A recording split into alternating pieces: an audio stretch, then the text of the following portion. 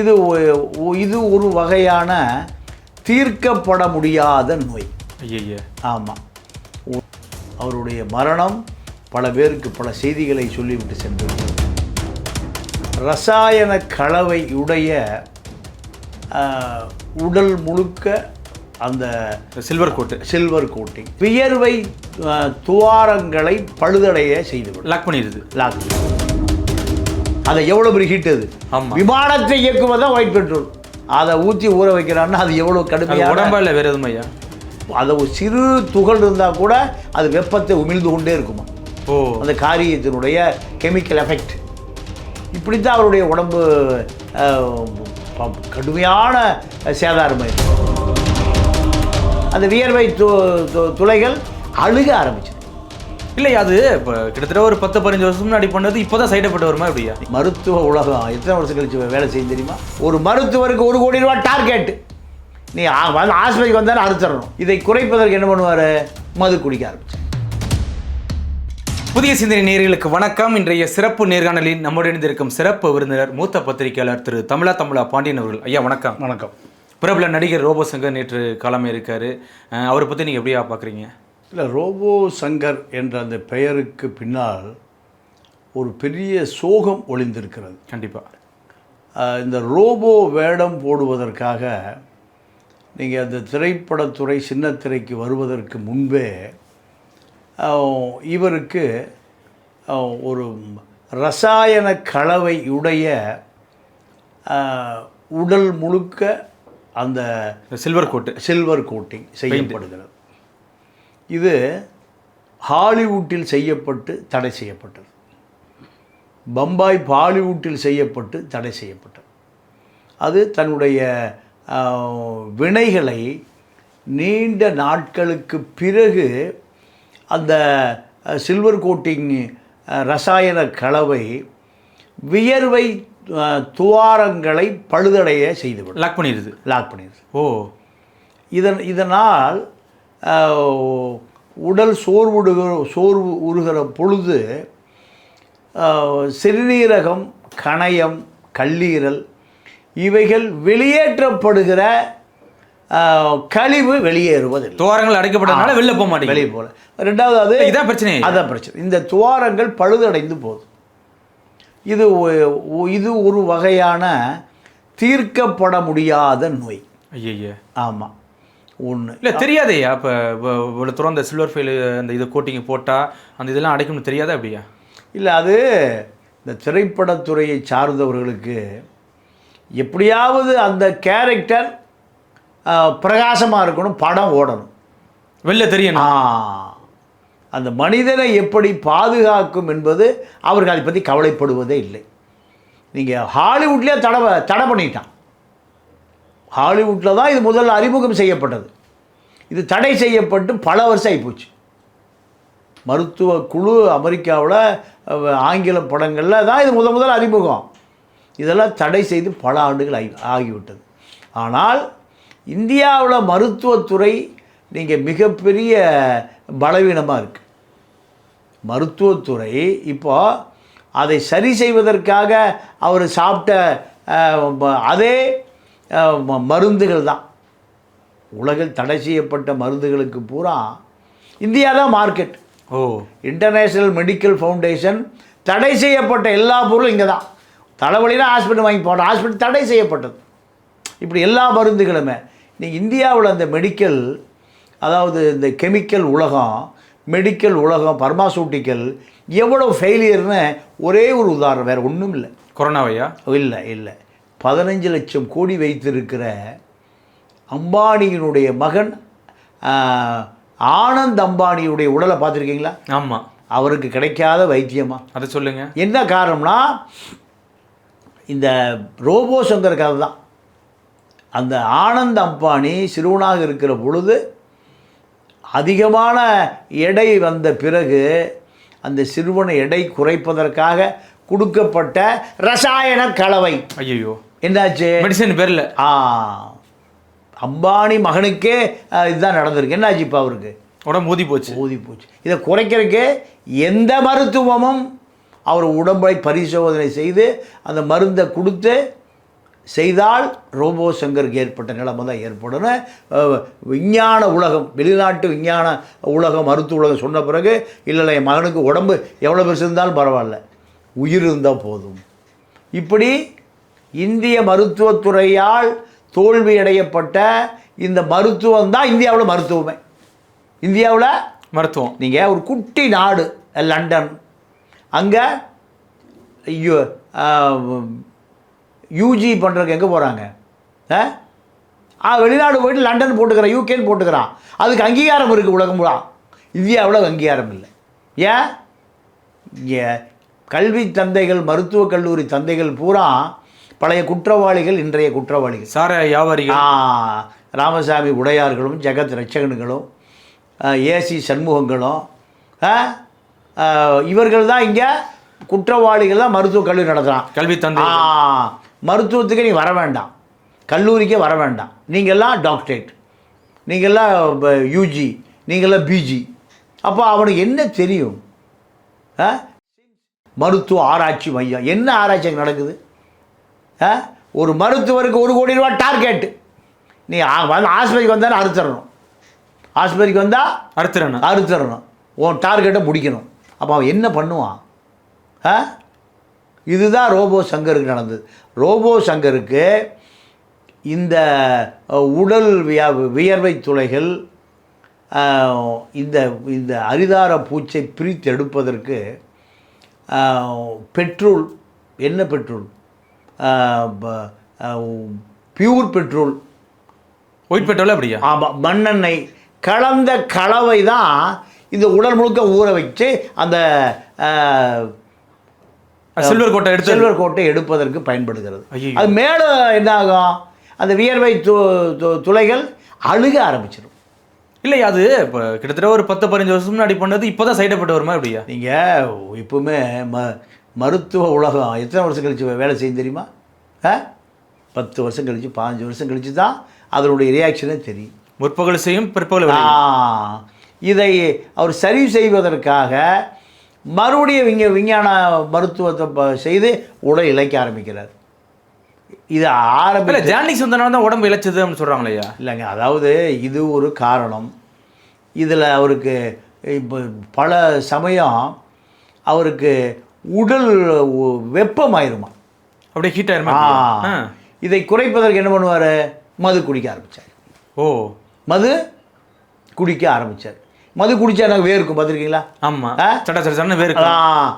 சிறுநீரகம் வேலை செய்யும், கல்லீரல் வேலை செய்யும், கணையம் வேலை செய்யும். இதுதான் அவருக்கு அதிகமான கல்லீரல் கெட்டு போனது. கல்லீரல் மஞ்சக்காமாலைங்கிறது கல்லீரல் கெட்டு போனால் வர நோய் தான் கண்டிப்பாக. அப்போது இது போன்ற திரைப்படத்துறையில் தன்னை பிரபலப்படுத்திய அந்த சில்வர் கோட்டிங் தான் அதில் கடுமையான காரியம். அதை ஒரு சிறு துகள் இருந்தால் கூட அது வெப்பத்தை உமிழ்ந்து கொண்டே இருக்குமா. அந்த காரியத்தினுடைய கெமிக்கல் எஃபெக்ட். இப்படித்தான் அவருடைய உடம்பு கடுமையான சேதாரமாக இருக்குது. இதை குறைப்பதற்கு அவருக்கு வேறு வழி தெரியாமல் எதுக்கு போகிறாரு? மதுவுக்கு போகிறார். அப்போது இந்த மாதிரி விஷயங்களை திரைப்படத்துறை தடை செய்யவில்லை என்பதுதான் குற்றச்சாட்டு. இல்லையா? இப்போ ஃபஸ்ட்டு அந்த மஞ்சள் கமலில் வரும்போதே ஆள் ரொம்ப மெலிஞ்சு போனார், ரொம்ப உடல் ரொம்ப மோசமாக போணுச்சு. அதுக்கப்புறம் ட்ரிங்க்ஸ் பழக்கத்தை விட்டார் ஐயா, விட்டு திரும்ப நடிக்க ஆரம்பிச்சிருக்காரு. நல்லானே இருந்தார். இல்லை, நல்லா இருந்தார், நடிக்க ஆரம்பித்தார், நிறைய பேர் நண்பர்களாக உதவி செஞ்சாங்க. இருந்தாலுமே அவருடைய உடல்நிலை சீரான நிலைக்கு வரல. உடல்நிலை சீரான நிலைக்கு வரல. அவருக்கு அந்த கல்லீரல் இயங்கலை, சிறுநீரகம் இயங்கலை, வியர்வை வெளியேறலை, சிறுநீர் வெளியேறலை. இப்படி பல பிரச்சனை இருந்திருக்கு அவருக்கு. இப்போ தானே எல்லாம் பத்தியாக சொல்கிறாங்க. அந்த பொண்ணு ஒரு ட்வீட் போடுது, எங்கள் அப்பாவை எங்களுக்கு நேரம் சரியில்லை, அதனால தான் எங்கள் அப்பா இறந்துட்டார், அவரை கடுமையாக நீங்கள் விமர்சிக்காதீங்க. அந்த பொண்ணு ட்வீட் போடுது. அது ஒரு சின்ன பொண்ணு. நேரம் சரியில்லை, இது என்ன, இது நேரத்தை வந்து யார் படைக்கிறா? நம்முடைய நேரத்தை நாம் தான் படைத்துக் கொள்ளுகிறோம். நம்ம நேரத்தை நம்ம தான் உருவாக்குறோம். தீதும் நன்றும் பிரதர வாரம். அப்போது இப்போ இறந்துட்டார், நம்ம பல விமர்சனங்கள் இருந்தாலும் இது போன்று நாளைக்கு ரோபோ சங்கர்கள் உருவாகக்கூடாது. ஏன்னா அதாவது கிராமத்தில் சொல்லுவான், கண்ணை விட்டு சித்திரம் வாங்காதே. சித்திரத்தை பார்ப்பதற்கு என்ன வேணும்? கண்ணு வேணும். கண்ணே வேணும். கண்ணே போல சித்திரம் வந்து என்ன பண்ணுறது? உனக்கு பணம், புகழ், வெளிநாட்டு பயணம் எல்லாம் வந்த பிறகு உன்னுடைய உடல் சின்ன பண்ண மாதிரி சிதிலம் அடைந்து விட்டது. இல்லை, உடலை பார்த்துக்கல அப்படியே விட்டாரே இப்படியா? நீங்கள் அதாவது என்னென்னா, நீங்கள் அந்த chemical coating, silver coating coach பூச்சு, அதில் நீங்கள் ஒரு 1000 வோல்டேஜ் லைட்டு இதெல்லாம் இந்த உடம்பு என்னத்துக்காக? நீங்கள் இயல்பாக அந்த மின்சாரத்தினுடைய பாதிப்பு இப்போது பல எனக்கு தெரிஞ்சு ஒரு 500 கோடி ரூபா வச்சுருக்கணும் நயன்தாரா. 5 கோடி 10 கோடி 5 கோடி 10 கோடின்னு ஒரு 100 படத்தில் நடித்தாலும் ஒரு 500 கோடி வந்துடும். அந்த அம்மானால் கணவரோடு ஒரு வாரிசு பெற்றுக்கொள்ள முடியவில்லை. யாருக்கு? நயன்தாராவுக்கு. உண்மைதானே? அப்போது அந்த அம்மா என்ன பண்ண, என்னால் குழந்தை பற்றினா நான் ராபோ சங்கர் வந்த நிலை வந்துடும். விக்னேஷ் கேட்டால் அழகு கெட்டு போயிடல சொன்னாங்க. விக்னேஷ் சார், நீங்கள் சினிமாக்காரன் என்னைக்குங்க உண்மையை பேசலாம்? உண்மைக்கும் சினிமாவுக்கும் ரொம்ப தூரம். வசனகர்த்தாக்கள், கற்பனையை தட்டி விடுபவர்கள், உண்மைக்கு அவர்களுக்கு ரொம்ப தூரம். ஒரே ஒரு ஆள் தான் நீங்கள் உண்மையை பேசுகிற இதே துறையில் எம்ஜிஆர் ஒரு ஆள் தான். அப்போது இன்றைக்கி பல கோடி பணம் வைத்திருக்கிற நயன்தாராவால் குடும்ப வாழ்க்கை வாழ முடியவில்லை. என்ன காரணம்? அரிதார பூச்சு மின்சார வீச்சு. அரிதார பூச்சு மின்சார வீச்சும் உடலில் இருக்கக்கூடிய ஹார்மோன்களை சுரக்கக்கூடிய அத்தனை சுரப்பிகளும் செயலிழந்து விட்டது. ஆனால் நிறைய நடிகைகள் நல்லா இருக்காங்களையா? நடிகைகள்லாம் இன்னைக்கும் கிட்டத்தட்ட 70-80 வயசு நடிச்சுட்டு தானே இருக்காங்க. அப்போ நீங்கள் சமந்தா இதே கதை தான். தோல் முழுக்க அந்த அம்மாவுக்கு 100 ஆண்டு வாழட்டும்.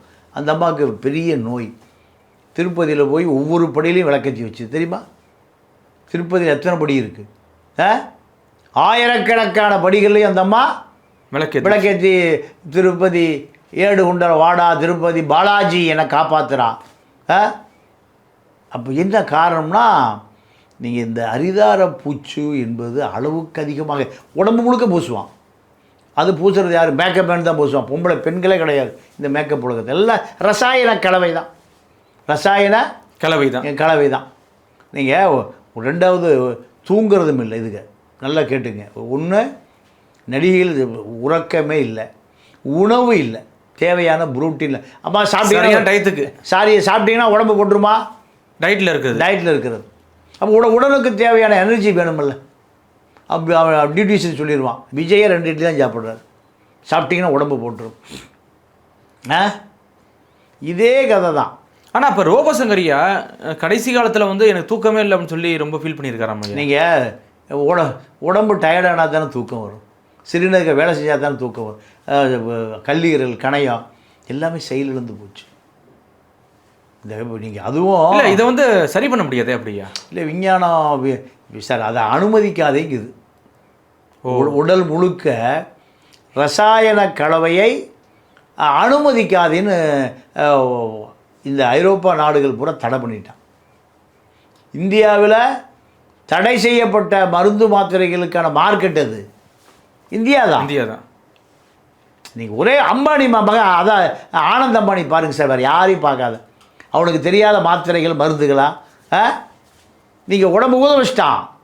வைத்தியமே தெரியாத அம்பானியினுடைய குடும்ப டாக்டரு எதை பார்த்துட்டு இங்கே இருக்கக்கூடிய பர்மாசூட்டிக்கல் கம்பெனி மருந்தை பூரா அம்பானி பையன் ஆனந்த் அம்பானிக்கு டெஸ்ட் பண்ணிட்டான். அதை எவ்வளோ பணம் காசு இருந்தால் குணப்படுத்த முடியாது, தீர்க்க முடியாது. ஏன்னா இங்கே மருத்துவம் என்பதே ஒரு 50% அறுவை சிகிச்சைகள் எல்லாமே தேவையில்லாமல் நடக்குது. ஒரு டாக்டரு போய் மருத்துவமனையில் சீஃப் ஆகிட்டாருன்னா அவர் மீட்டிங் போடுவார். ஏப்பா இங்கே வந்து 100 கோடி ரூபா டர்ன் ஓவர் ஆகணும். எவ்வளோவே? 100 கோடி. அதோ இண்டஸ்ட்ரி வச்சுருக்கானல்ல, பாத்திரம் தயார் பண்ணுறவன், சிமெண்ட் தயார் பண்ணுறவன், செங்கல் தயார் பண்ணுறவன், இண்டஸ்ட்ரியில் வச்சுருக்கான்ல, அவனா டார்கெட் வைப்பான். அவன் அதே போல் டாட்டா ஸ்டீல் 1000 கோடிக்கு விற்பனை. டாட்டா ஸ்டீல் அதே போல் டாக்டர் என்ன சொல்லுவார், அவ்வளோ டாக்டர் ஏப்பா 100 கோடி ரூபாய்க்கு இப்போ முதலாளி சாராய உடையார் பையன் வெங்கட்டு டார்கெட் வச்சுருக்காரு, என்ன ஒன்றே தெரியும் ஆஸ்பத்திரி நடத்தணும்ப்பா. எவனாவது அது வழியே வந்தால் நீங்கள் ஏதாவது ஆலோசனைன்னு போனீங்கன்னா ஆப்ரேஷன் பண்ணணுன்றான். தலை வலிக்குது கிட்னி எடுக்கணும், வயிற்று வலிக்குது கணையத்தை எடுக்கணும். இப்படி தான் இந்தியாவில் மருத்துவத்துறை. இன்னைக்கு நார்மல் டெலிவரியே ரொம்ப கம்மியாச்சு. ஆமாம், பண்ணுறதே இல்லை, எல்லாம் சிசேரியன், எல்லாம் சிசேரியன். இப்போ டாக்டருக்கு டார்கெட் கொடுத்துட்டான், பண்ணியே ஆகணும். இதுதான் இப்போ நடக்கிற கூத்து. இதில் தான் ரோபோ சங்கரை அந்த ரசாயன பூச்சுக்கள் அளவுக்கு அதிகமாக பூசியிருக்கார் அந்த காலத்தில். இந்த ரோபோ போய் நடக்கணும், வாய்ப்புக்காக, ஒரிஜினாலிட்டி வேணுங்கிறதுக்காக, கலைக்காக. இப்போது கலையும் காப்பாற்றலை, கத்திரிக்காயும் காப்பாற்றலை. அவருடைய மரணம் பல பேருக்கு பல செய்திகளை சொல்லிவிட்டு சென்று இருக்கிறது. நான் ஒரு 2 மாதத்துக்கு முந்தி ஒரு அரை மணி நேரம் என் பக்கத்தில் உட்காந்துருந்தேன். நம்ம முக்தார் நூற்றாண்டு இது 1வது ஆண்டு விழா கொண்டாடினார். அப்போ ரோபோ சங்கர் தான் என் பக்கத்தில் உட்காந்துருந்தார் வேலூரில். உடம்பு ரொம்ப ஓவராக இருக்குது, கொஞ்சம் பார்த்துக்குங்க, இல்லை கொஞ்சம் மருந்து மாத்திரை சாப்பிட்டுட்ருக்கேன். இருந்தாலும் அது ரொம்ப ஒரு 2 மாதத்துக்கு முந்தி 2 மாதம் இப்போ தான். அப்போது ரொம்ப குறைஞ்சிருச்சுனார். அவர் பார்க்கும்போதே இப்போ பல மடங்கு உடம்பு ஊதி இருந்தது. குறைந்ததே இப்படின்னா அப்போ கூட எப்படி இருந்திருக்கும்? கண்டிப்பாக. அரிதார பூச்சிக்கள் என்பது முழுக்க ரசாயனம் அதிகமாக கலக்கப்பட்ட ரசாயன பூச்சிக்களை மின்சார ஒளியும் அது உடலில் வற்ற வைத்திடும். ஈரப்பதமாக இருந்தால் கூட நீங்கள் அது உடம்பை பாதிக்காது. இந்த நியான் விளக்குகள் வெப்பத்தில் அது ஆவியாக போய் அதுக்கு ஈரப்பதம் ஆவியாக போச்சுன்னா உடம்புல என்ன ஆயிரும்? அப்படியே ட்ரை ஆயிரும், ஹீட் ஆயிரும். திருப்பி அதை பேச்சு எடுப்பதற்கு பெட்ரோல், ஒயிட் பெட்ரோல், மண்ணெண்ணெய் கலந்த கலவையில் ஒரு கெமிக்கல் இருக்கான். அதை அரை மணி நேரம் ஊற போடுவாங்களாம். ஓ, அதை எவ்வளோ பெரிய ஹீட் அது. விமானத்தை இயக்குவது தான் ஒயிட் பெட்ரோல், இப்போ டீசல் இன்ஜினை இயக்குவது தான் டீசல் மண்ணெண்ணெய். அதை ஊற்றி ஊற வைக்கிறான்னா அது எவ்வளோ கடுமையாக உடம்பா இல்லை வேறு எதுவும் ஐயா. இப்படித்தான் பல பேர் பல கோடிகளை, பல புகழ்களை, பல செல்வங்களை சம்பாதித்து வாழ முடியாமல் மரணமடைந்து போகிறார்கள் என்பதுதான் வேதனை. கண்டிப்பாக ஐயா. மறைந்த ரோபோ சங்கர் அவர்களுக்கு ஆழ்ந்த இரங்கலை தெரிவிச்சுக்கலாம். மிக்க நன்றி ஐயா. நன்றி, வணக்கம்.